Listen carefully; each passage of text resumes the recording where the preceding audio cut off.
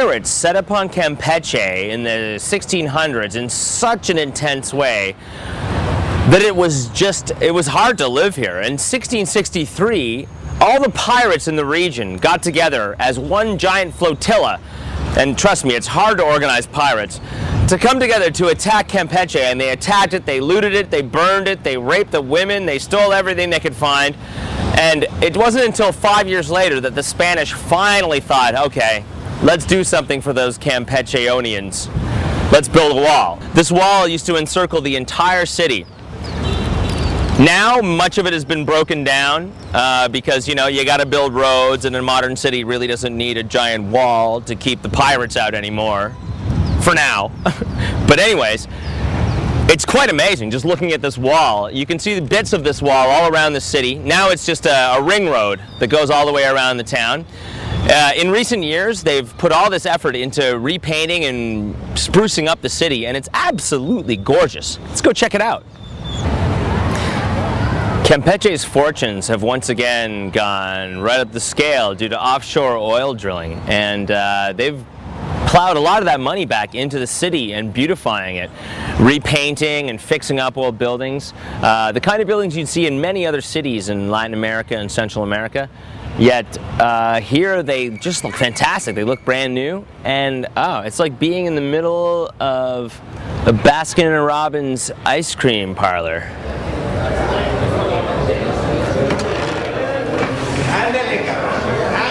Skateboarders, make note of this. The drop on the curbs here has got to be, well, it's right up to my waist almost. It's got to be a good 3 feet. It's ollie central. Wow, man, so the city's gorgeous, eh? It's just unbelievable. It's got everything that you'd ever want in a city. I mean, in terms of it's just so beautiful. Hey, whoa, whoa, okay. Okay, you got me.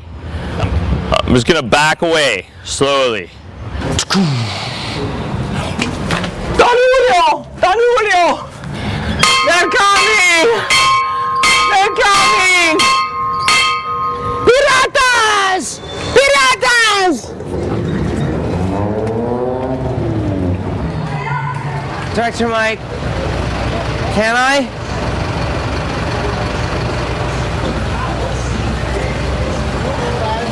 Okay. Money.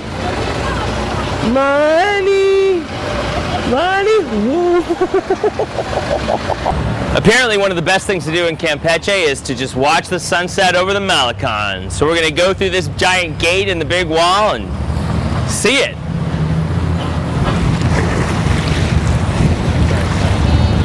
I must be vigilant. For Captain Lafitte and his pirates are in these waters. I must save the city of Campeche from disaster with the pirates. I cannot go to the fiesta even though I can hear the music. I must keep watch.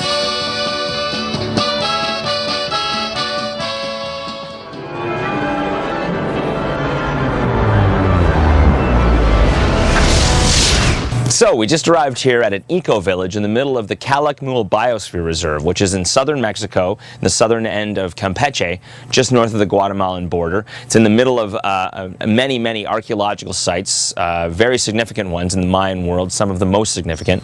So it's a great jumping off spot to go exploring those places. This Biosphere Reserve is a UNESCO World Heritage Site, and they claim it's the second largest biosphere reserve in the Western Hemisphere. It's really amazing. We're just right in the middle of the jungle. This resort is very cool. All the roofs have kind of palapa hut roofs, very much like a traditional Mayan village. It's amazing. So we're going to go see the sunset from a tower. Look at the jungle. So behind me, as you can see, the sun is setting over the Calakmul Biosphere Reserve. It's a giant rainforest. It's the second largest rainforest in the Americas after the Amazon. And it's a protected rainforest, which is fantastic. The protected area goes in Mexico, and then it goes down into Guatemala, and I think a part of Belize as well.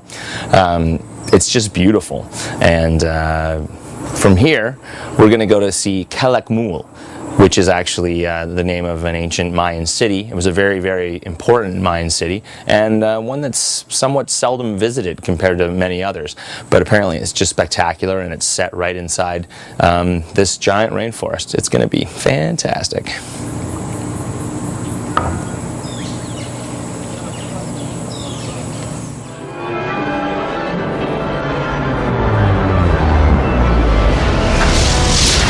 So we're right in the middle of the Calakmul Biosphere Reserve. It's over 200 million hectares of protected rainforest. In this area in southern Mexico, it's just in the very southern tip of the Yucatan Peninsula in Mexico, just north of Guatemala. It's medium rainforest, which is actually a forest that looks almost familiar to my Canadian eyes. There are certain things that don't, but it's not the incredibly high canopy that you find somewhat south of here in the hotter climate of Guatemala. Anyways, we're standing in the middle of one of the main centers of this city that would have been in the early stages of the city. This city existed for almost 2,000 years, and it ruled over this part of Mexico for about 500 years at its zenith of its power. The people here in Calakmul were enemies of Tikal, which is a very famous place just south of here in Guatemala, another Mayan city. They were at war for over 400 or 500 years. It's fascinating. The whole place is overgrown with trees, so you can't even really see what's around me, but I'll tell you, there are these giant pyramids and structures that are really quite impressive. They're some of the most impressive I've ever seen. We're standing in front of what they call Structure 2. It's the biggest structure that they've found so far in Calakmul. These stone stelae, you find them all around the whole place, and they found more here than at any other site in the Mayan world. They would actually have hieroglyphs and carvings all over them that would tell a story. Most of them are very deteriorated, as you can see, but archaeologists are constantly studying these and finding out more and more and more about the history of this city. The thing that I just can't believe is we're here at this incredibly huge city, 70 square mile city, like as big as any modern city in the world today. And it's just magnificent, and there's nobody else here. There's no one else here. It's unbelievable. It's such an eerie and amazing feeling to be here just basically alone in this incredible archaeological site. You'd never have this at the pyramids in Giza or Chichen Itza or places such as this. This place still remains somewhat undiscovered by the world. Here at Calakmul, again, unlike many places in the world, many ancient structures like this, you're actually allowed to climb it. And with the amount of solitude you have here and the ability to climb it, it just feels like you own the place, which is just an amazing feeling. This city was incredibly powerful. It ruled over an immense area for 1,500 years, and its zenith for 500 years. I mean, it's an amount of time that to our modern minds is hard to imagine. I mean, the United States has only been the dominant force in the world for 50 years, so it would be 10 times that long that this place ruled. It really makes you think.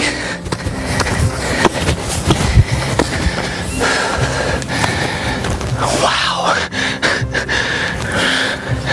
Holy moly. What a spectacular view.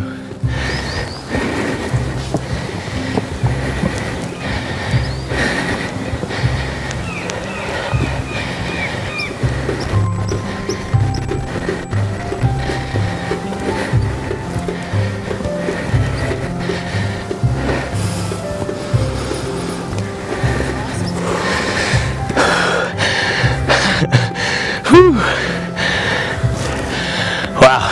Climbing up these pyramids is a bit of work, especially considering it's about 40 degrees outside.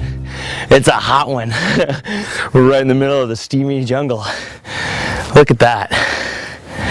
Wow.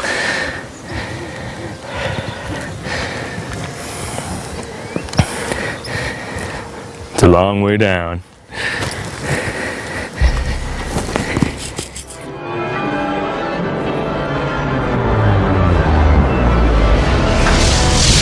Now, a lot of people, when they come to Mexico, they think to see ancient ruins, they think of the Mayan culture or the Aztec culture, but there were also many other cultures in ancient Mexico, and one of them was the Zapotec culture. And in Mitla here, this was a Zapotec city. In this part of Oaxaca, they ruled for like 1,000 years, basically, I guess, until the Aztecs came in and conquered them, and then they were soon after conquered by the Spanish. Tourists come here from all over the world. Mitla is a lesser known city, an ancient city, but it's really quite spectacular. Archaeologists have surmised that the different patterns on the sides of the buildings, the carvings, all represent different things. So each shape would represent the sun, the moon, different gods, the serpent, and the feathered serpent god, which was a very common god in ancient Mexican cultures. They're not exactly sure what they mean, but that's what they think. A pretty interesting thing about visiting a place like Mitla is you can actually climb onto the ruins. Most places in the world now, that's pretty verboten. So apparently what people would have to do is, because there's a sort of an altar in that direction, they would have to walk with their face to them, and they'd have to walk backwards up this thing, which is pretty treacherous. But I'm just going to do it to see what it was like. And I'm telling you, I'm sure a lot of people fell down these stairs and brained themselves. I'm going to try not to do that today. But, you know, you can imagine. It's pretty crazy, and they'd probably be like this, you know? Interesting. It'd be a tough life, tough life. Señor? Señor? Margarita? Sí? Gracias.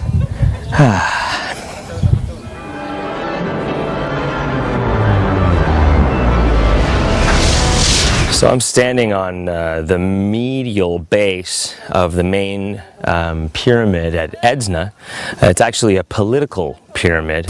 My friends, countrymen, there has been a lot of talk about me and what I have done. I will not address these issues today.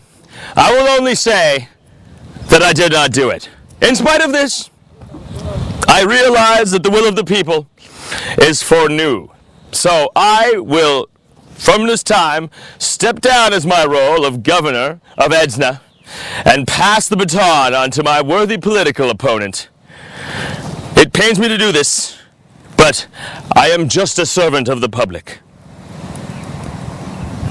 Political sacrifice. The amazing thing about these ruins is they're just absolutely mind-bogglingly spectacular, but no one comes here, apparently. We're about the only people in this entire place today.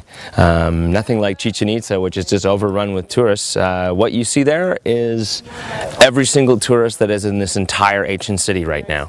We've only bumped into 2 other people. And the other amazing thing about this place is that you can climb up the pyramid.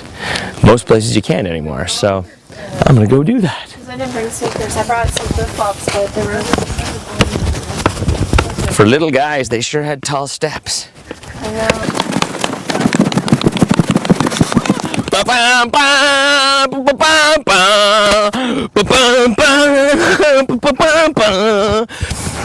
I don't know how these little guys took these stairs all the time.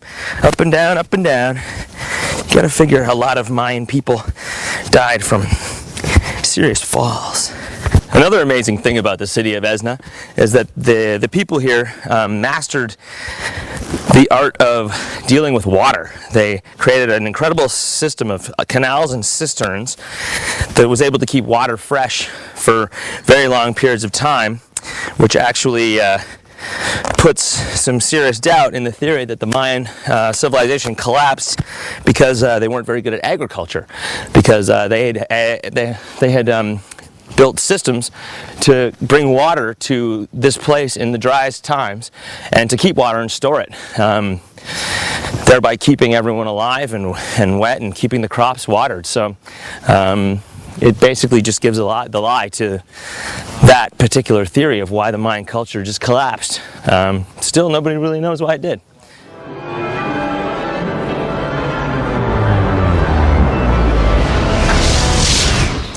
It doesn't matter what kind of town you're in Mexico, they have these beautiful courtyards and main squares and cathedrals and beautiful architecture. It's bonkers. You would think that maybe it would be kind of difficult to get a cab here. It's a pretty small town up in the mountains, but I don't know, look around me. They're everywhere. It's easy. You just have to make sure that you don't pick that one because it's boxed in by all the other cabs. There's so many damn cabs. Within an hour or two drive of Morelia, which is the capital of the state of Michoacan, there are all kinds of things to do, lots of towns to visit, all kinds of different activities to take part in. We're in the city, or the town actually, of San Juan del Cobre. Cobre means copper in Spanish, and this whole town is known for its metalwork, its metalsmithing, but mainly for copper, and they make just about everything out of copper, and it's actually really quite amazing. There's amazing stuff here, beautiful things. A little lower, would you mind? Sweet. When I find myself enjoying time in Michoacan, I like to settle down on a patio and relax with a fine Estrella beer. It's the beer of the stars. The hotels in central Mexico are incredibly varied, and especially the boutique hotels. You wouldn't believe the difference of the kinds of places you can find here. Many of them are in these old, centuries-old buildings with furnishings that are just incredible, unbelievable, magnificent in some cases, carved by hand, made with incredible amount of workmanship. And where else would you find a circular staircase right in your room that goes up to a little balcony furnished with lovely furnishings and even your own personal fireplace? Mexico, baby!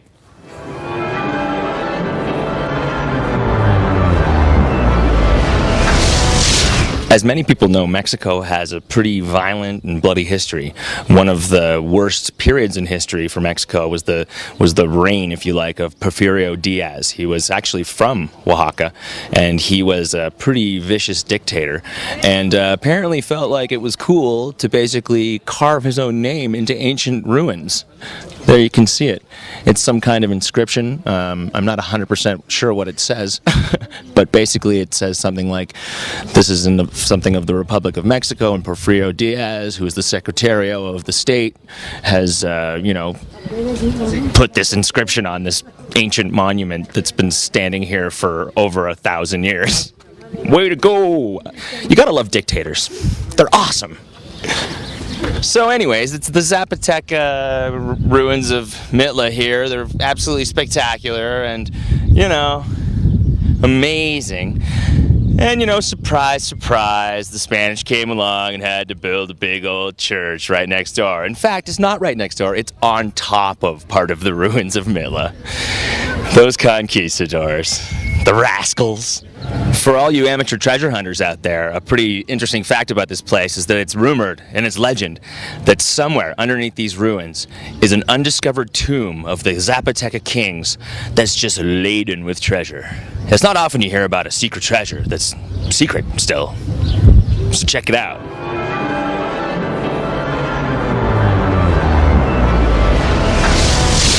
I'd say globally it's pretty well known that Mexican people are sort of on the shorter side, generally speaking.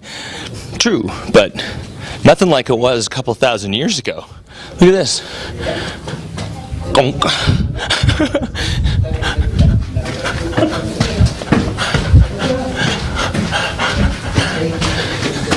This one's even shorter.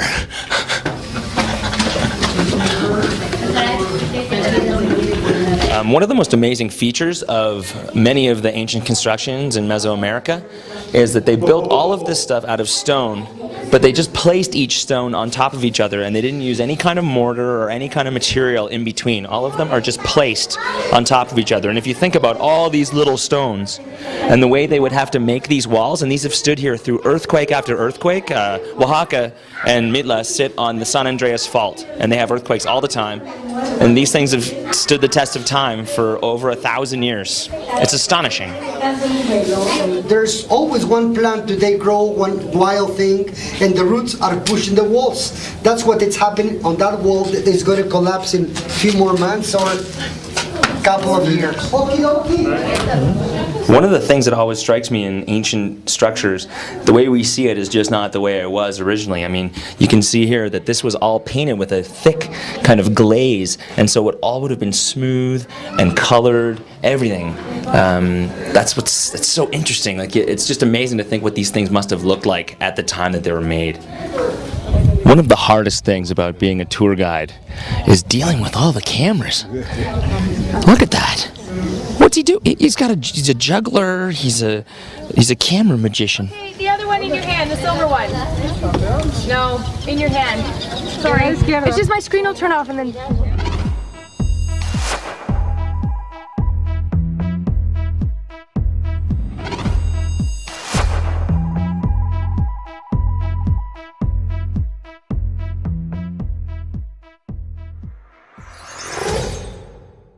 Absolutely gorgeous. Let's go check it out. Campeche's fortunes have once again gone right up the scale due to offshore oil drilling, and they've plowed a lot of that money back into the city and beautifying it, repainting and fixing up old buildings, the kind of buildings you'd see in many other cities in Latin America and Central America. Yet here they just look fantastic. They look brand new, and it's like being in the middle of a Baskin & Robbins ice cream parlor.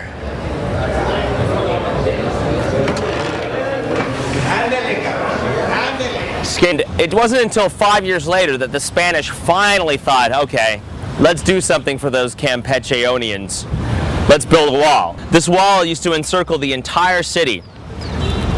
Now, much of it has been broken down because, you know, you got to build roads, and a modern city really doesn't need a giant wall to keep the pirates out anymore, for now.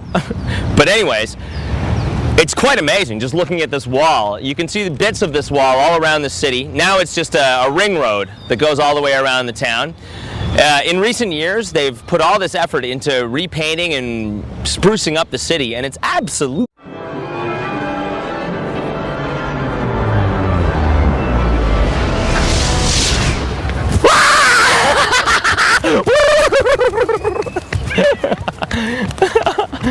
pirates set upon Campeche in the 1600s in such an intense way that it was hard to live here. In 1663, all the pirates in the region got together as one giant flotilla, and trust me, it's hard to organize pirates, to come together to attack Campeche, and they attacked it, they looted it, they burned it, they raped the women, they stole everything they could find, and they're coming! They're coming! Piratas! Piratas! Director Mike, can I?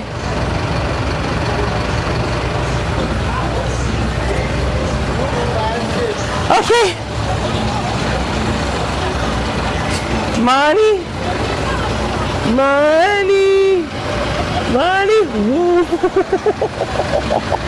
Apparently one of the best things to do in Campeche is to just watch the sunset over the Malecon. So we're going to get borders. Make note of this.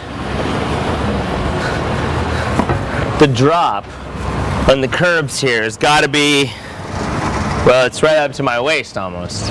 It's got to be a good 3 feet. It's Ollie Central. Wow, man, so the city's gorgeous, eh? It's just unbelievable. It's got everything that you'd ever want in a city. I mean, in terms of it's just so beautiful. Hey, whoa, whoa, okay. Okay, you got me. I'm just gonna back away, slowly. Daniel!